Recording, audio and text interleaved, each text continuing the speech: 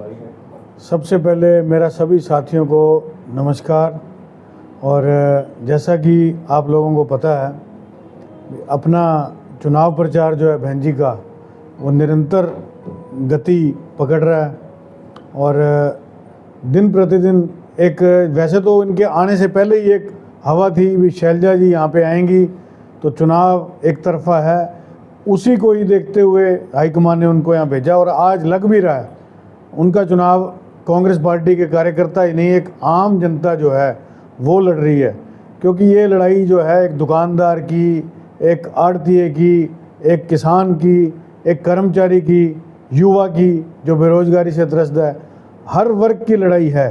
क्योंकि जुमलों के सिवा जो पीछे कुछ नहीं मिला, किसी के हाथ कुछ नहीं लगा। चाहे वो 15 लाख की बात हो, चाहे वो 2 करोड़ नौकरी की बात हो, चाहे वो नई नहरें निकालने की बात हो, चाहे वो शहर में मेडिकल सुविधाओं के लिए मेडिकल कॉलेज की बात हो। 10 साल में 2014 के बाद मुझे ऐसी कोई एक भी बिल्डिंग सरकारी जो सामुदायिक बनी हो, कोई दिखा दे कि ये एक नई चीज़ जो है सरकार ने लोगों को समर्पित की है। चाहे वो ओवरब्रिज हो, चाहे वो नई नहरें, चाहे कोई खाड़े, किसी भी तरीके की, या कोई कॉलेज की कोई भी बिल्डिंग नई सामुदायिक नहीं बनी। और बल्कि पिछली जो बनी हुई थी उनका जो है रिपेयर तक इन्होंने नहीं कराया। उसी कड़ी में लोग जो हैं जुड़ते जा रहे हैं, कांग्रेस का कारवां जो है बढ़िया होता जा रहा है। इसी कड़ी में कल 2 मेरे भाई प्रदीप खट्टर जी और गुरराज खट्टर जी, ये दोनों भाइयों ने कांग्रेस ज्वाइन की अपने वीरेंद्र सिंह चौधरी, वीरेंद्र सिंह जो हैं उनके आशीर्वाद से, बहन शैलजा जी के आशीर्वाद से। इससे बहुत बल मिला। सिरसा जिला में भी, फतेहाबाद में भी इनका कुछ गाँव में जो है बहुत अच्छा रसूख है, वहाँ पे भी इनका जो है बहुत फ़ायदा मिलना है पार्टी को।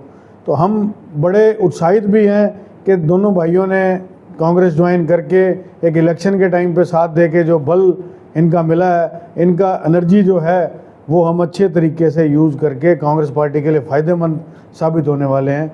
बाकी की बात ये मेरे भाई आपसे, आप इनसे जो पूछना चाहें ये करेंगे। देखिए जी, सबसे पहले तो मैं सभी मीडिया साथियों का यहाँ पहुँचने पर स्वागत करता हूँ।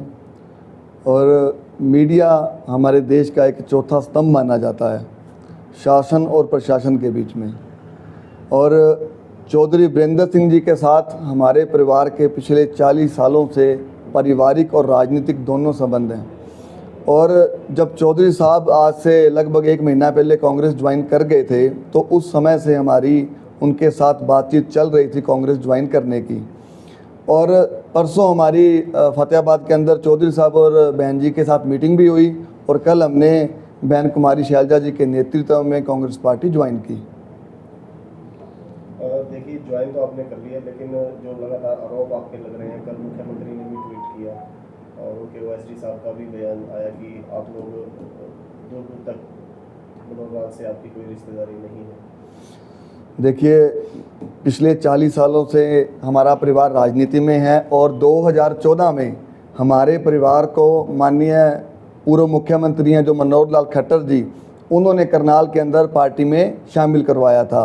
और 2014 से लेकर 2024 तक हम बीजेपी में काम करते रहे हैं। और फतेहाबाद के अंदर खाबड़ा, गदली, ढाबी, ऐसे बहुत से गांव हैं जो हमने वहाँ काम करवाए हैं। वो माननीय मुख्यमंत्री जी ने जो है उनसे हमने ग्रांट लेकर के जो वहाँ काम करवाए। और माननीय मुख्यमंत्री जी से भी हम मिलते रहे हैं। ये आरोप बिल्कुल गलत है कि हमारा उनके साथ दूर दूर तक कोई संबंध नहीं था।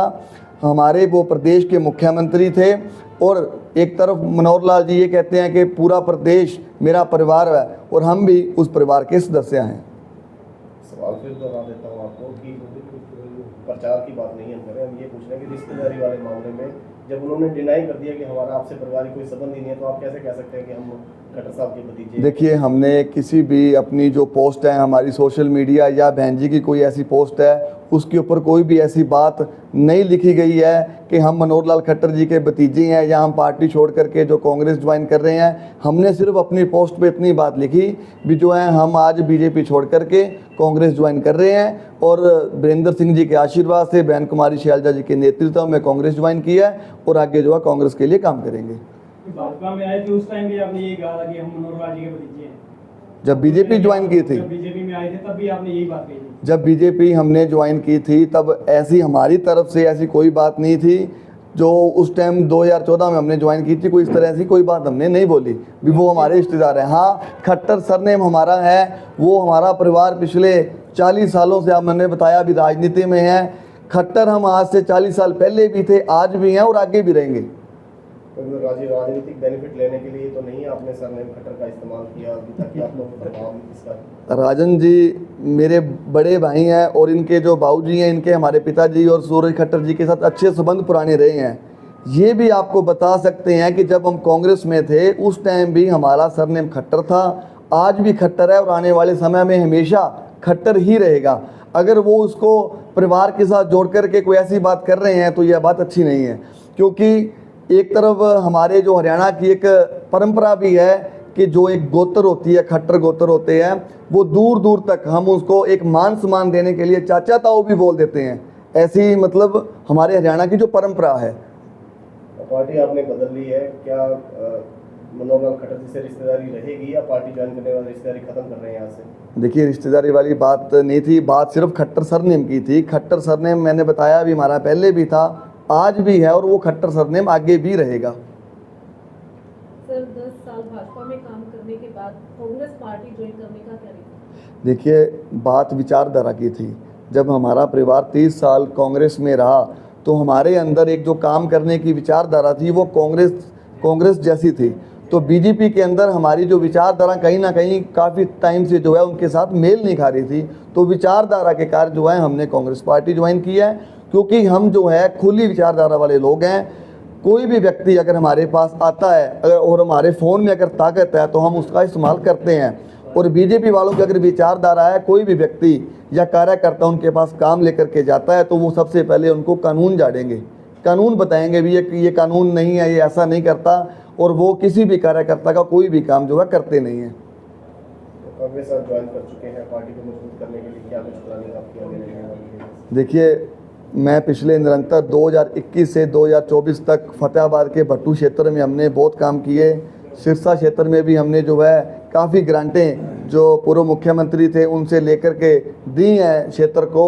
तो हम जो आगे एजुकेशन, हेल्थ और युवाओं के रोजगार के लिए निरंतर प्रयास करेंगे कि हर क्षेत्र में पार्टी को मजबूती मिले और युवाओं को रोजगार मिले। आप खुद देख सकते हैं कि पिछले 10 सालों में जो सीएम साहब का, पूर्व सीएम साहब जो खट्टर साहब हैं और इनके परिवार का कितना जो मेल मिलाप रूटीन में होता था और इनका क्या प्रेम था, आप फोटोओं के माध्यम से देख सकते हैं या वीडियोस के माध्यम से देख सकते हैं। इनका सीएम हाउस जाना, उनका, चलो वो हम उस चीज़ में नहीं जाते।